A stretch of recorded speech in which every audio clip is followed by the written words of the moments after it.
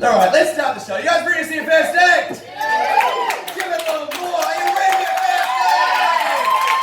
Well, please give it up, everybody, for my good friend, Chewie!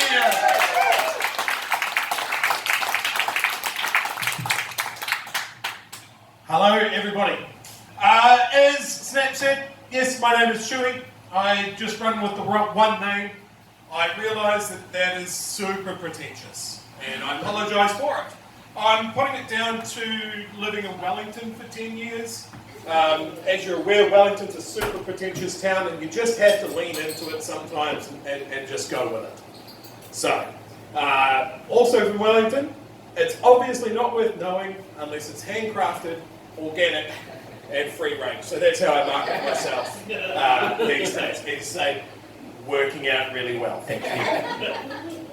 If you're going to do something in Wellington, you just really have to ram it through a filter.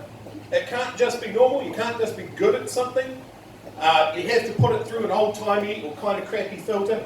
So if you're thinking of taking up a career in performing arts on the street, becoming a busker, I'm going to make that easier for you. It's just 4 rules to being a busker in Wellington. First of all, instrument selection is vital. Don't pick an instrument that is appropriate for what you want to do. No one will pay any attention, so don't do that. Second of all, don't waste any time becoming proficient at that instrument in any way. We've all seen buskers that are good. That's boring.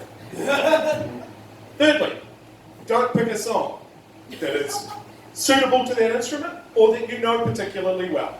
Again, you can refer back to the previous point. And the final rule that will bring you busking success in Wellington is never perform at a time that people expect to hear or see a busker. I came up with these rules after meeting Wellington's worst busker. It was 3:30 on a Thursday morning. And if you'll indulge me, this is what I heard through my bedroom window.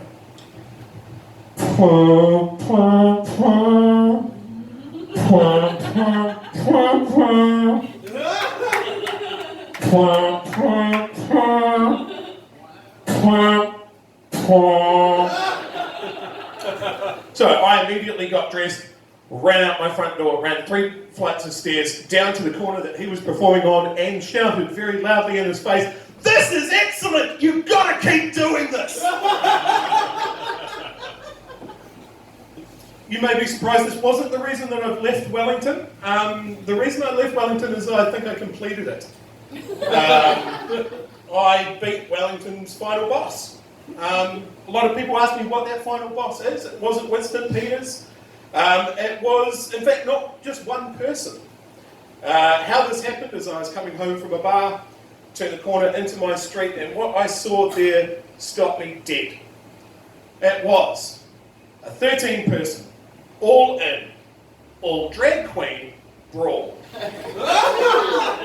And I did what I think any one of you would have done if you were in my place. I stopped dead in the middle of the street, kebab in hand, and watched. And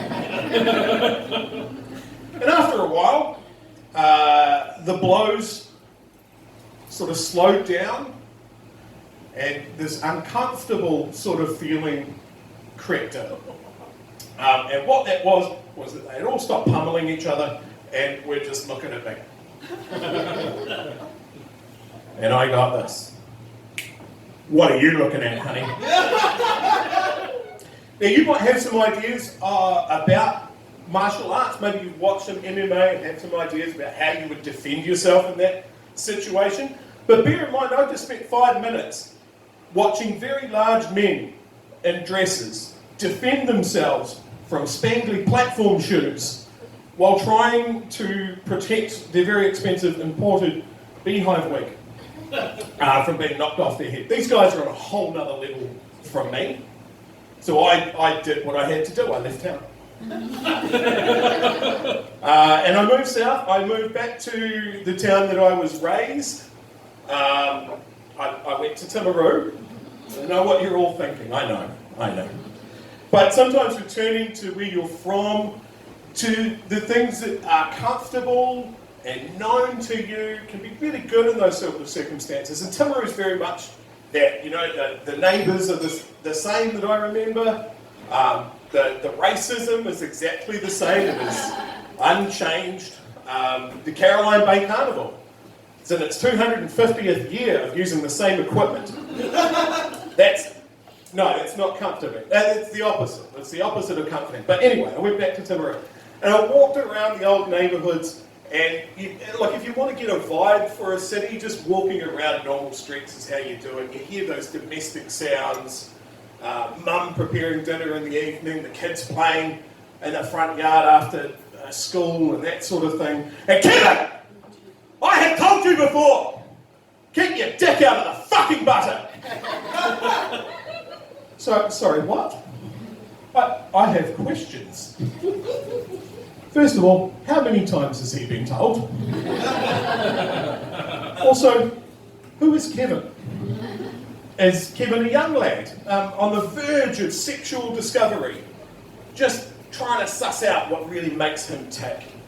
Or is Kevin perhaps the sainted grandfather, returned to the family home for compassionate care, who just occasionally wanders into the kitchen, bathrobe open, to sexually molest the spreadables? Was it hard or semi-soft? Those are the questions that I had. I left Timaru with those questions unanswered, and I continued south. I moved to Dunedin. It was a place that I'd studied, and now it was a place that I decided to buy a house and settle down with a white picket fence and a hatred of neighbourhood cats. One day we were sitting in our front room, just enjoying never having to deal with the landlord again, because those guys can just fuck off and die in a chemical fire. And we heard a noise on the outside of the house. That's weird. Probably won't happen again though. Oh shit, what's going on? Alright, something's up. I've got to deploy into the alpha male defending his homestead. So I threw open my front door, I stood on my porch, and I saw a disheveled man who kicked over a bin and was rifling through its contents for old potatoes to throw at my house. And I said to him, "Excuse me, sir, is there a problem? Can I be of assistance?" And he looked at me and replied,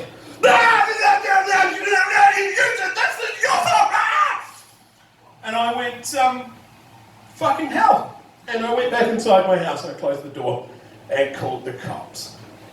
And I think this is something that's probably quite particular to be in the southern half of the South Island. Certainly not the way that I would have expected a response from the New Zealand police had I been further north. The police sent one car with one lady cop. And as we're peering out the blinds to see how this is going to resolve itself, she gets out of the car, hands on hips, and goes, "Oh, for fuck's sake, Shane, we've spoken about this. Get in the fucking car." And at that point, I think I knew I was home. My name's been Chewie. You guys have been great. Thank you very much.